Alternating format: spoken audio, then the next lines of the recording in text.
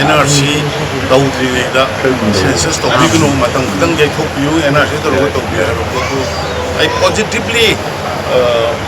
lakadra haibagi thajabase aingon feel tawe aduna aina program yamdasu sidi leibaki pone koi punna samina gadabani stadi opposition level ite ruling level ite media level ite praja level ite koi punna apun bo aina kai whole indigenous people Mayoron de Gepil Ekinanga, Zaki may have Puma Dimandina, and a production show. But the Holy Bakin, the Brito Robes of Bahrain, what you say, I don't be done behind Paramde, I give Sigi, Suchi, the hundreds of Polina, Honorable Human Home Minister, Namana, so it's positively, Prasasing Yapama to Philippine. Thank you. Project Prajana Pamisi, Census Tomu Habinate, NRC, then NRC Hanato Viraga, Census Quality, not Ragadi quick illegal immigrants, my am saying some more kind of the demographic imbalance, Lani,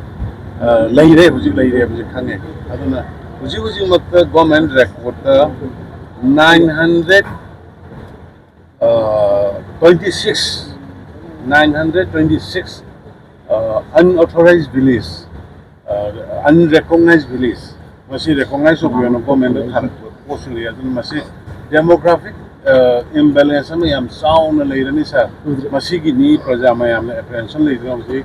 nana degi 48 hours. Nahamuki occasion na mo nilaktana. Hatu na hai bida meaning si sirantuan chatna iba. Se namu kanu dagi Delhi dagi ai halakana singi militant singchina state police force sangba yoga bringa singchina central forces sing le tauge tampaki sina layo force na tawna ba na ha da sa Biren ga aga lamyen thongna re ga ne thoe bugo aduna kitang thumna ai gi lon da phana haijeke Hujiki Manipur ki reverse situation is a Tangai Padanai, Indian Home Minister Misaji, number such a room. Ado I Narang Mangaga, meaning Pumangata. I come in from the Nazare. I am the burning very issues. Economic blockade. Counter blockade on the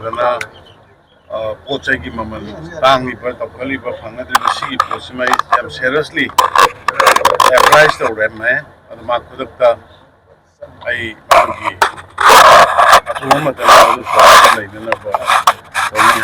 Yamaru in Aina, priority period among the Honorable Dina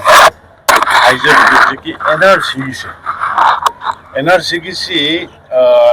government Hana government as a continuation. Every government Hana Mamang 2023 February and for the Toy Ranks, it talked to me Mamang the cabinet decision number the assembly resolution lower 23 February Harmony centered Adu Ministry of Home Affairs Aduga Kogi Registrar General that Mugi Office Lagi Hanmira Manipur gi Noigi NRC Sana Hanana Bakirapa Sisi local we have considered Adubu Nasangi when the Akoitana Bagi Adumagi period like Manipur gi the Thari the Hanare I don't Narangai Honorable Indian Home Minister Madu Matunga 2024 of Assembly resolution lower Matung Amuxu happening.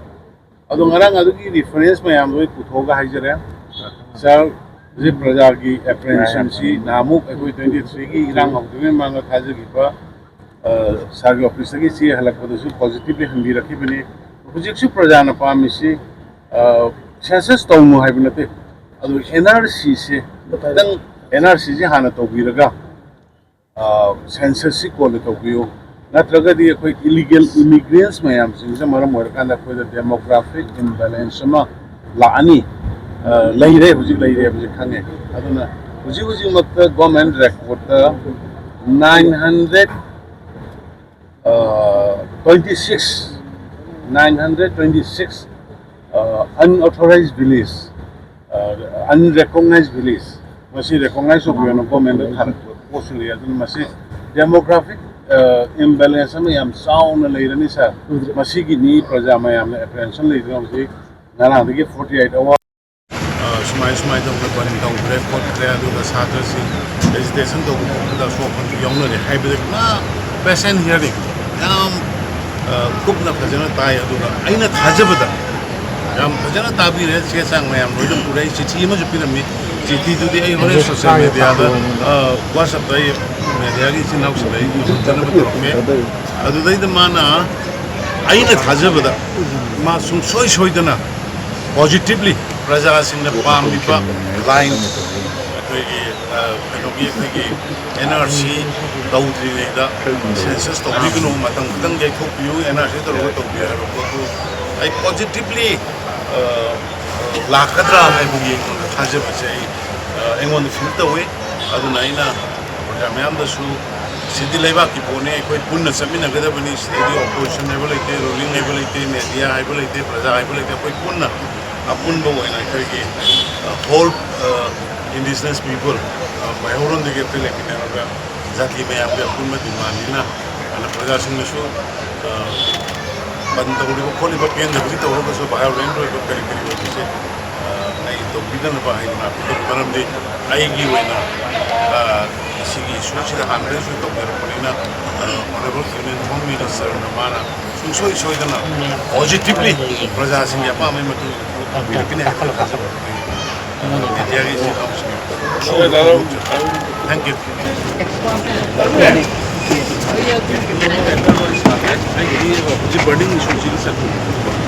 thank you